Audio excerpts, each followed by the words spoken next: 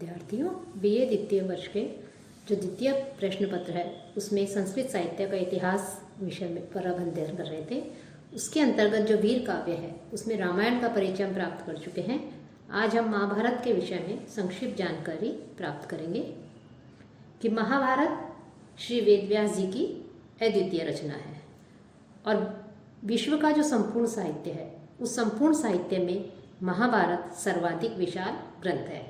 यह एक विश्व कोशात्मक ग्रंथ भी है कि इसमें लगभग 1,00,000 श्लोक हैं। तो 1,00,000 श्लोकों का ग्रंथ होने के कारण यह शतसाहस्त्री संहिता के रूप में भी प्रसिद्ध है। वाल्मीकि रचित जो रामायण थी उस रामायण से यह जो महाभारत है यह महाभारत लगभग 4 गुना अधिक बड़ा कहा जा सकता है।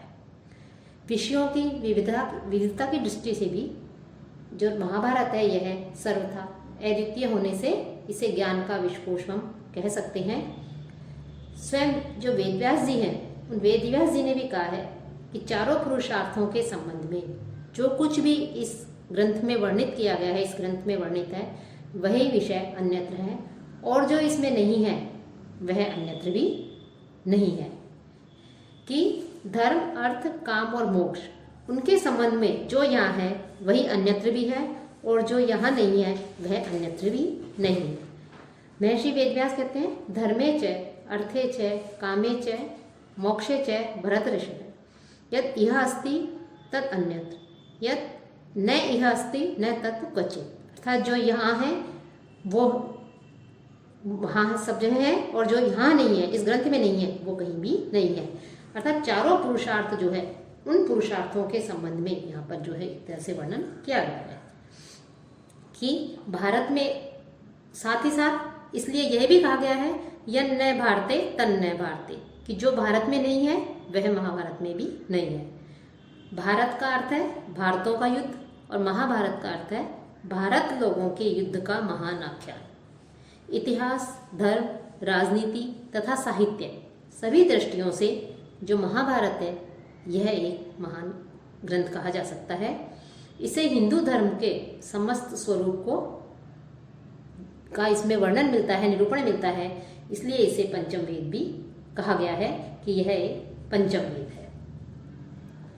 कौरव पांडवों की इसमें मुख्य कथा है, लेकिन उनकी मुख्य कथा होने के साथ साथ अनेक आख्यान उपाख्यान भी इसमें हमें देखने को मिलते हैं कि अनेक आख्यानों का, उपाख्यानों का उनका जो है इसमें विस्तार से वर्णन किया गया है। धार्मिक, सामाजिक, राजनीतिक, ऐतिहासिक, पौराणिक और नैतिक आदि अनेक विषय ऐसे हैं जिनका यथास्थान विस्तार के साथ महर्षि वेदव्यास ने अपने इस ग्रंथ में, महाभारत में जो है इसमें वर्णन किया है कि यह ग्रंथ 2 युग चेतनाओं का एक तरह से प्रतिनिधि है। इसे तत्कालीन जो सामाजिक परिवेश था उस सामाजिक परिवेश की जो जीवन मूल्य हैं उन जीवन मूल्यों के संघर्ष की कहानी कही गई है। यह मूल्यों का संघर्ष शाश्वत है, उस समय भी था, आज भी है और भविष्य में भी जो है इस प्रकार का संघर्ष रहेगा। और महाभारत किसी काल विशेष की रचना नहीं है। इसके रचनाक्रम के विषय में अनेक जो है अनुमान लगाए गए हैं, अनेक जो है इसके रचना काल के विषय में भी कहा गया है। ये मुख्य रूप से हम कह सकते हैं कि रचना का जो महाभारत का है यह किसी काल विशेष की रचना न होकर के कालजयी रचना है, अर्थात सार्वकालिक है और समय और परिस्थिति वो भी इसके महत्व को कम नहीं कर सकते। इसमें शास्त्र ज्ञान और लोक का दर्शन है। यह ज्ञान और व्यवहार का सेतु है कि व्यास जी ने इसमें इस प्रकार से अपनी चिंतन के द्वारा, ज्ञान के द्वारा इस प्रकार से इस में वर्णन किया है कि इसे वेद व्यास जी के ज्ञान सागर का सारभूत अमृत कलश कह सकते हैं।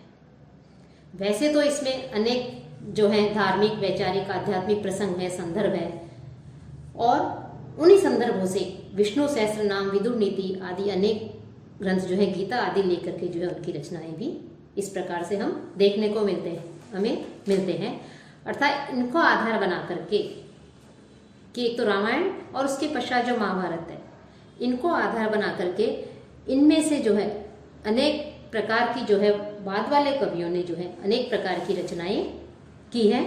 उनको बनाया है रामायण महाभारत को, और उनको लेकर के अनेक प्रकार के ग्रंथों की, अपने काव्यों की जो है रचना की है। अपनी अर्थात प्रेरणा उसी ग्रंथ से ली है, महाभारत से, और अनेक प्रकार के जो है उन्होंने बाद में ग्रंथों की रचना की है। महाभारत 18 पर्वों में विभक्त है, और हमें आज जो महाभारत मिलता है वह अनेक व्यासों की रचना हम कह सकते हैं। व्यास एक उपाधि सूचक नाम है। कृष्ण द्वैपायन जो वेद व्यास जी थे, जिन्होंने महाभारत की रचना की, तो उन्होंने जिस काव्य की रचना की थी उसका नाम जय था।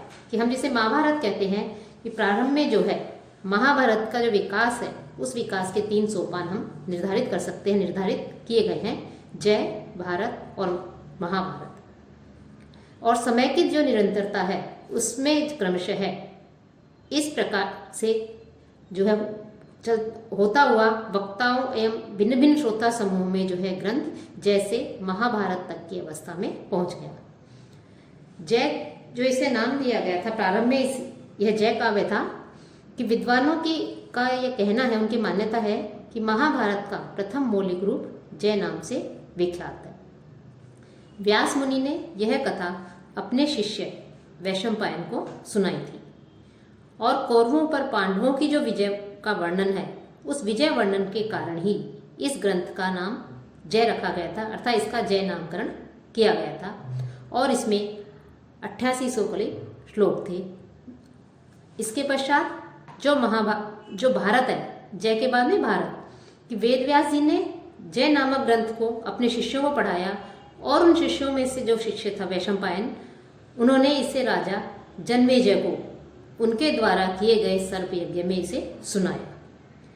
फलस्वरूप अनेक प्रकार की जिज्ञासाएं भी उत्पन्न हुई, और वैशंपायन के द्वारा उन जिज्ञासाओं का जो है समाधान भी किया गया। इन सबको जय नामक ग्रंथ में सम्मिलित कर दिया गया। यही इसका दूसरा संस्करण था, जिसका नाम भारत संहिता पड़ा। कि जय को तो वेद व्यास जी ने वैशंपायन को शिष्यों को सुनाया, और वैशंपायन ने जब इसे राजा जन्मेजय को सुनाया तो इसे जो है भारत संहिता कहा गया। और इसी भारत संहिता की कथा को उग्रश्रवा श्रोती ने जन्मेजय के सर्पसत्र में सुना था, तथा उसे सुनकर वह नैमिषारण्य में चले गए थे, तीर्थ में चले गए थे। वहां जाकर उन्होंने तपस्वियों एवं अन्य श्रोताओं को उन्होंने वहां पर सुनाया, और उनके प्रश्नों जो जिज्ञासाएं थी उनका समाधान किया।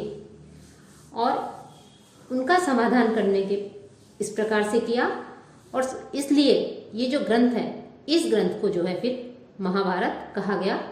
और इसमें 1,00,000 श्लोक होने के कारण इस संस्करण में इसे शतसहस्त्री संहिता भी कहा गया। इसे शतसहस्त्री संहिता भी हम कह सकते हैं।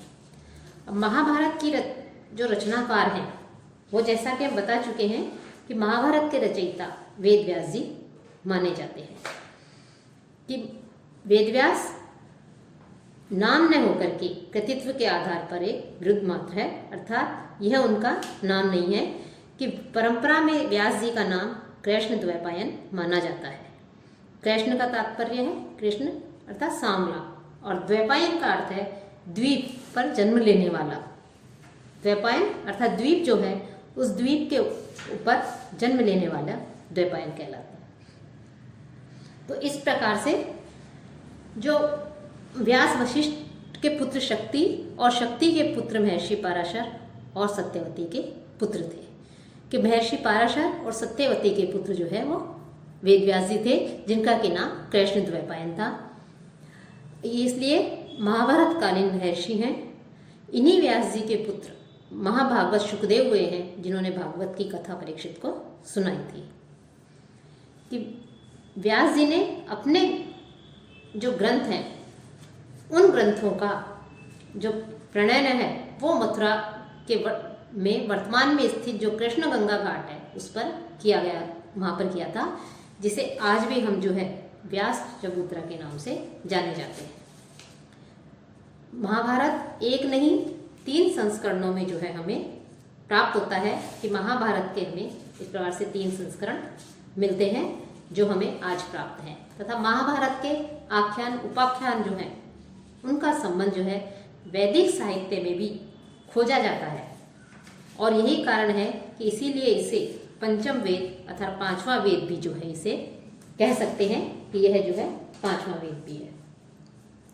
कि इस प्रकार से कि व्यास नामधारी जो व्यक्ति हैं, ये एक उपाधि है एक तरह से, और उनका नाम था कृष्णद्वैपायन। तो उनके द्वारा जो है इस महाभारत की रचना की गई। और जो कृष्ण व्यास हैं वो सत्यवती और महर्षि पाराशर के पुत्र थे। व्यास जी जो हैं, जो महाभारत की जो इन्होंने रचना की, जिसे पंचम वेद कहा जाता है, शतसाहस्त्री कहा जाता है, इस महाभारत के मुख्यतः 2 पाठ मिलते हैं, संस्करण मिलते हैं, एक उत्तर का दूसरा दक्षिण का। दोनों में ही विषय और कलेवर की दृष्टि से बहुत अधिक अंतर है। अब महाभारत में 18 पर्व बताए गए हैं, 18 पर्वों में विभक्त है ये, और वो 18 पर्व हैं आदि पर्व, सभा पर्व, वन पर्व, विराट पर्व, उद्योग पर्व, भीष्म पर्व, द्रोण पर्व, कर्ण, गदा, सौप्तिक, स्त्री, शांति, अनुशासन, आश्वमेधिक, आश्रमवासी, मौसल, महाप्रस्थानिक एवं स्वर्गारोहण पर्व। तो इस प्रकार से महाभारत जो है महर्षि वेदव्यास की रचना है, और यह जो है 18 पर्वों में इसे विभक्त किया गया है। और इसकी जो लेखनी है, इसे किस प्रकार से रचना की गई, तो लेखनी के विषय में कहते हैं कि एक बार कि व्यास जी ने अपने हृदय में महाभारत से संबंध जो घटनाएं थी, कौरव पांडवों का जो युद्ध था, जो घटनाएं थी, उनका वो चिंतन करते रहते थे। चिंतन करते करते थे भावातिरेकता से जो है उनका अनुभव करते थे। उनके हृदय से काव्य धारा जो है बाहर निकलना चाह रही थी, लेकिन उसे लिखने के लिए, लिपिबद्ध रूप में लिखने के लिए कोई लेखक का उनके पास अभाव था कि वो उसे लिपिबद्ध नहीं कर पा रहे थे। दैव योग से उनकी भेंट गणेश जी से हुई, और व्यास जी ने अपने संशय है वो गणेश जी के सम्मुख रखा, अपनी जो जिज्ञासा है उसे गणेश जी के सम्मुख रखा कि आप तो, और जो गणेश जी हैं वो महाभारत लिखने के लिए तैयार हो गए। लेकिन उन्होंने एक शर्त यह लगा दी कि यदि व्यास जी धारा प्रवाह नहीं बोल पाएंगे तो वे ग्रंथ को लिपिबद्ध नहीं करेंगे। वेद व्यास जी भी विद्वान थे, निपुण थे, कुशल थे, तो उन्होंने गणेश जी से भी ये कहा कि आप भी, मैं जो कुछ भी बोलूँगा उनको, उनके शब्दों को अर्थ जाने बिना किसी भी श्लोक को नहीं लिखेंगे। अर्थात मैं जो कुछ भी बोलूँगा, श्लोक बोलूँगा, उनके अर्थ को जब तक आप नहीं जान लोगे तब तक आप नहीं लिखोगे। तो इस प्रकार से जो है आपस में बात हो जाने के पश्चात, अनुबंध होने पर जय नामक ग्रंथ की जो है रचना की गई। और यह इसी से भी हमें पता लगता है कि महाभारत जिसे गणेश जी ने स्वयं लिखा है, तो इसकी महिमा हमें स्वयं ही स्पष्ट रूप से पता लगता है कि महाभारत कितना अधिक अपनी व्यापकता, विविधता, विशालता के कारण अद्वितीय है और अत्यधिक महिमा में है।